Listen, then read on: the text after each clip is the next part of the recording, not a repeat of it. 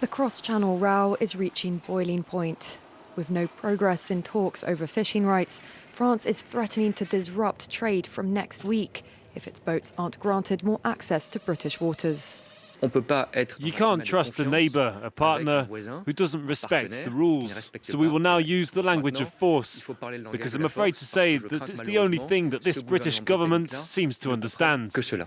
Paris is furious that Britain has refused to grant French fishermen the full number of licences it says is warranted. It accuses the UK of failing to honour the post-Brexit deal it signed and has now threatened to block British fishing boats from accessing French ports.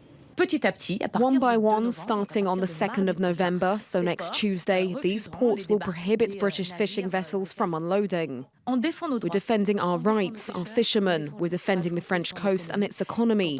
When you sign an agreement, you respect it. The British fishing industry is highly dependent on French ports as a gateway to the EU, where it exports most of its produce.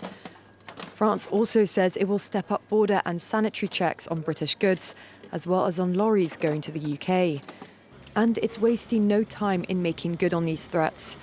The French Maritime Minister announced that during checks late on Wednesday, police had seized a British trawler fishing in its territorial waters without a licence. The vessel was rerouted to the port of Le Havre and could face criminal charges. The British Home Secretary said that London had fulfilled all of its obligations under the trade deal. London called the French measures disappointing and disproportionate and said they would be met with an appropriate and calibrated response.